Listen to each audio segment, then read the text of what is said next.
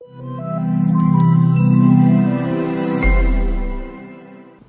Roof కార్లో నిల్చొని త్రివర్ణ పతాకాన్ని చేతిలో పట్టుకొని అభిమానులను ఉత్సాహపరిచాడు.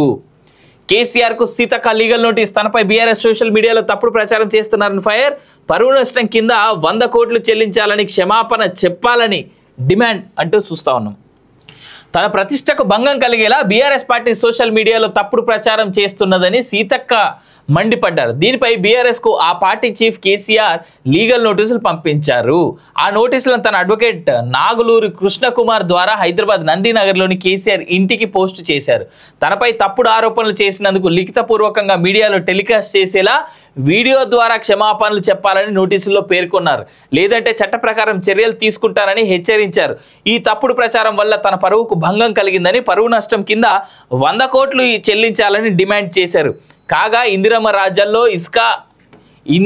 రాజ్యంలో ఇసుకాసుర రాజ్యం అంటూ సీఎం రేవంత్, సీతక్కతో పాటు మరికొందరు మంత్రులపై కొంతకాలంగా బీఆర్ఎస్ పార్టీ నేతలు, కార్యకర్తలు సోషల్ మీడియాలో తప్పుడు ప్రచారం చేస్తున్నారని నోటీసులో అడ్వకేట్ పేర్కొన్నారు. ఆ వీడియోకు సీఎం, సీతక్క ఫోటోలను జత చేశారు. దాన్ని ఫేస్బుక్, వాట్సాప్, ట్విట్టర్, ఇన్స్టాగ్రామ్లో సర్క్యులేట్ చేశారు. జూన్ 24న బీఆర్ఎస్ అధికారిక సోషల్ మీడియా పేజీలో పోస్టులు పెట్టారన్నారు. ఆ వీడియో లింకును కూడా నోటీసుల్లో ఇచ్చారు. అయితే దీనికి సంబంధించి చిన్న ఇన్ఫర్మేషన్ నేను మీకు ఇప్పుడు చూపెట్టేటువంటి ప్రయత్నం అయితే చేస్తా. చూడురిగా. బీఆర్ఎస్ హయాంలో రూపొందించి అమలు చేసిన ఇసుక తవ్వకాల విధానమే అక్రమాల పుట్ట అని రాజ్యాంగబద్ధ సంస్థ అయిన కాగ్ తన నివేదికలో స్పష్టం చేసింది.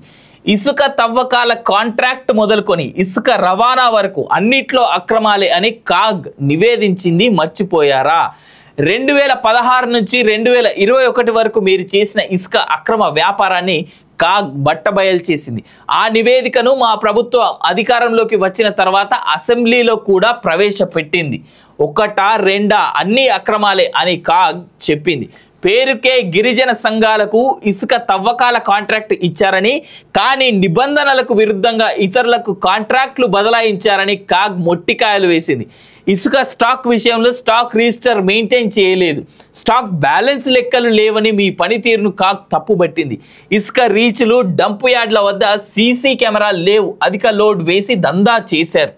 ఇసుక రవాణా వాహనాలకు జీపీఎస్ లేదు, అనుమతులకు మించి ఇసుక తవ్వకాలు జరిగాయని కాగ్ తిట్టినా మీకు బుద్ధి రాలేదు.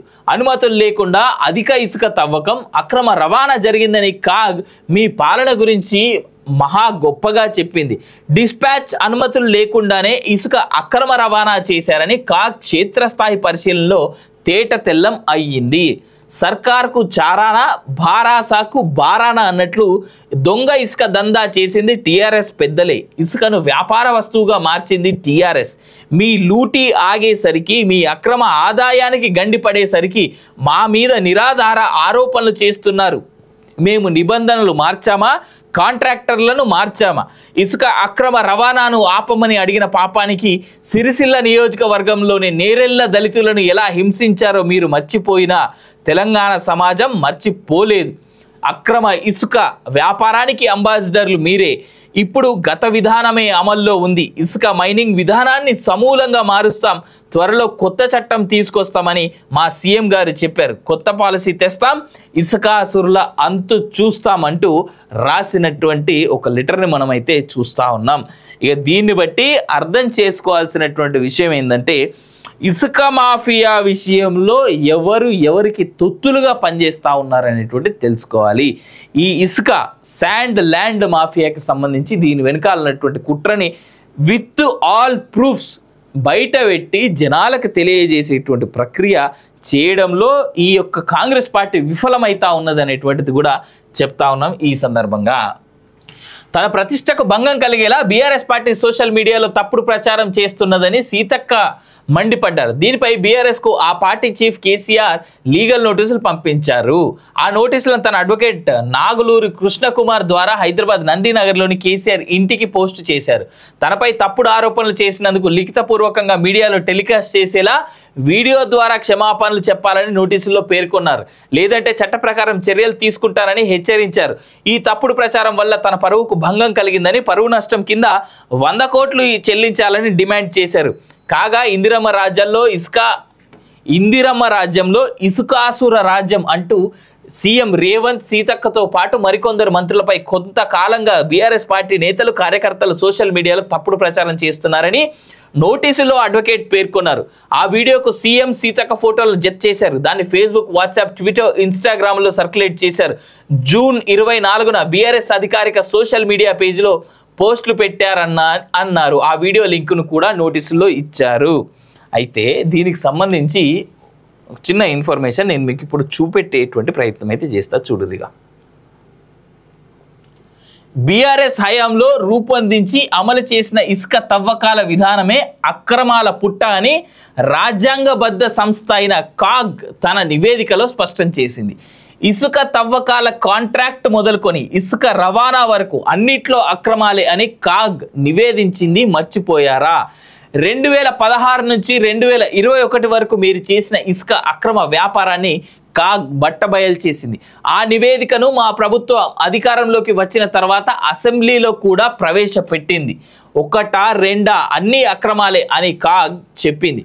పేరుకే గిరిజన సంఘాలకు ఇసుక తవ్వకాల కాంట్రాక్ట్ ఇచ్చారని, కానీ నిబంధనలకు విరుద్ధంగా ఇతరులకు కాంట్రాక్ట్లు బదలాయించారని కాగ్ మొట్టికాయలు వేసింది. ఇసుక స్టాక్ విషయంలో స్టాక్ రిజిస్టర్ మెయింటైన్ చేయలేదు, స్టాక్ బ్యాలెన్స్ లెక్కలు లేవని మీ పనితీరును కాగ్ తప్పుబట్టింది. ఇసుక రీచ్లు, డంప్ యార్డ్ల వద్ద సీసీ కెమెరాలు లేవు, అధిక లోడ్ వేసి దందా చేశారు. ఇసుక రవాణా వాహనాలకు జీపీఎస్ లేదు, అనుమతులకు మించి ఇసుక తవ్వకాలు జరిగాయని కాగ్ తిట్టినా మీకు బుద్ధి రాలేదు. అనుమతులు లేకుండా అధిక ఇసుక తవ్వకం, అక్రమ రవాణా జరిగిందని కాగ్ మీ పాలన గురించి మహా గొప్పగా చెప్పింది.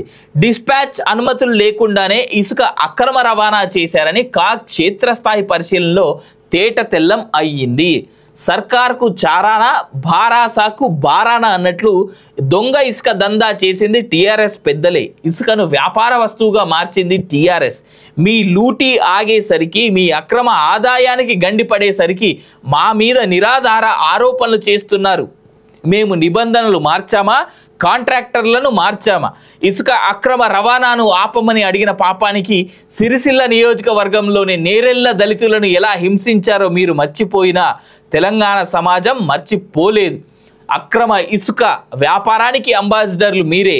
ఇప్పుడు గత విధానమే అమల్లో ఉంది. ఇసుక మైనింగ్ విధానాన్ని సమూలంగా మారుస్తాం, త్వరలో కొత్త చట్టం తీసుకొస్తామని మా సీఎం గారు చెప్పారు. కొత్త పాలసీ తెస్తాం, ఇసుకాసురుల అంతు చూస్తామంటూ రాసినటువంటి ఒక లెటర్ని మనమైతే చూస్తూ ఉన్నాం. ఇక దీన్ని బట్టి అర్థం చేసుకోవాల్సినటువంటి విషయం ఏంటంటే, ఇసుక మాఫియా విషయంలో ఎవరికి తొత్తులుగా పనిచేస్తూ ఉన్నారనేటువంటి తెలుసుకోవాలి.